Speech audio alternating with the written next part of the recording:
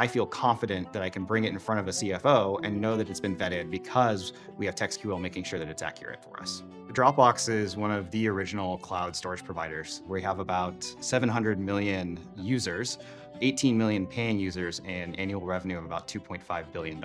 Every day we have millions of transactions that flow through our database, and we're responsible for making sure that those are clean and that they're accurate and that we can interpret those results in a way that help us make meaningful business decisions. Prior to adopting TextQL as one of the AI tools that we use, a lot of our processes were very manual. If we had questions about how a product was performing, what the weekly trends look like, even pulling together slides for an executive level presentation, everything had to be like a manual pull from one of our databases. Post adoption of TextQL, we've actually freed up a significant amount of time in our daily work streams to be able to go focus on less of the keep the lights on activities, as we call them, and more of like the strategic elements. We found that TextQL is able to generate reports for us, whether that's like an automated report that we've told it to send to us every week, or if we're asking a specific question saying, hey, what happened with this SKU week over week? Why is it going up? And it would be able to explain it all the way down to where the top of funnel, where it's coming in, whether it's someone that's coming directly to our website and buying, whether it's someone that's using our mobile app to purchase it,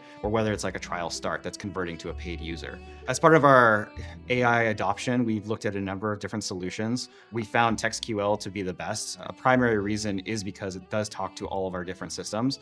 And then what we like the most about it is that it's pulls together the information, and then as it's doing it, it shows you the logic that it's using to get to the answer. With TextQL, it just completely normalizes it. It uses one single set of data, one standardized query that we've been able to push out to all of the analysts so they know this is what I should be using. I have a new hire that started for me, and I was helping him with his onboarding, and I asked him to pull together some materials about how one of our new SKUs was performing, and it took him about a day and a half to do. In parallel, I asked him to recreate this using TextQL and see what the results would be, and he was able to do that in 5 minutes. I would say on average, we're looking from anywhere to 100 to 200 hours saved per quarter just from that alone.